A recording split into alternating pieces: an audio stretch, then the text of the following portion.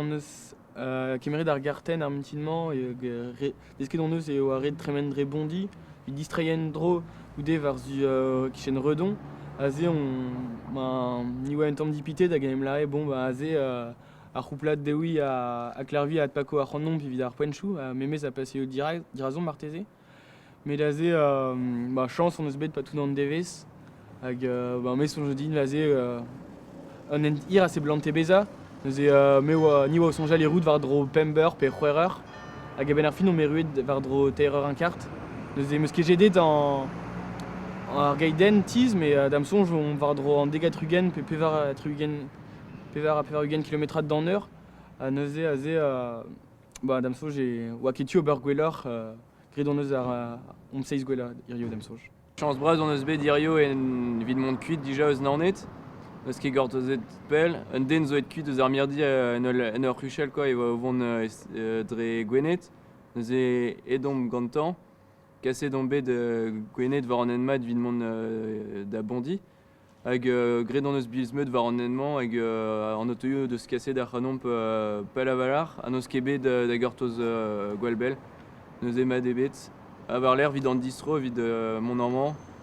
Neus ket laket kalz amzer ive morteze on gortozet deg minut d'ar muatoud padal on eus impije da vechou enchou bientoud.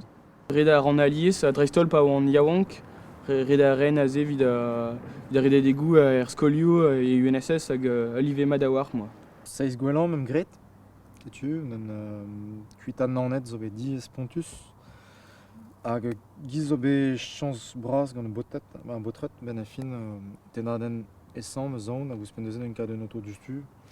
A eo an partiet fall put, gret mem 16 gwelan, bet e krechte un eur mem ket bet chans. A goude bet kalz gwella an treo mem eus ra, men pas perdra oit tapet un maout. Eil on bet pez jonge dim, a bremañ red vodim bet an trer seul tol, pez a rafon. Après on eus bet chans var en choutreuz.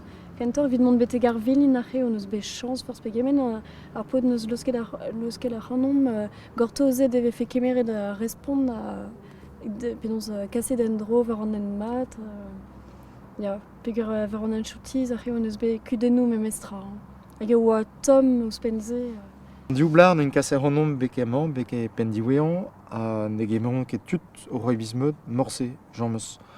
Hag ae, puion en gwell ar hamera, puion mem displeget de, bun a bun, oa oit ur c'hoai bant tele. Dustun bet kontant de gemer an nom, hag de chanch an an ben a fin, noen ket devon ken pel ben a fin, mais kontant braz oa de chikou an nom. Hag ze zo bet gwelet ka jipo pler, chanch ar an treo.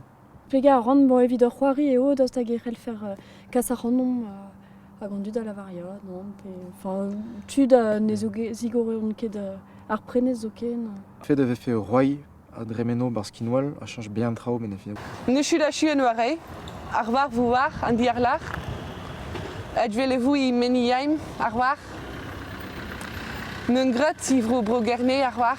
Dan rase biologik kreiz breiz pe moderal kosti ar hap a tout. Dwelet vou, ne chut a chu, ne zo mi chwer. Moi. Poen e chui. Poen e chu a velagna.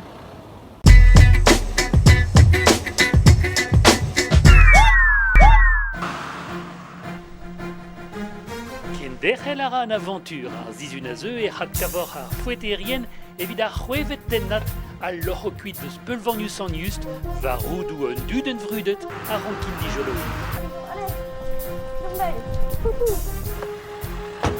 Fisker en am zir a mar. Ne ra ket glav pis o zemade.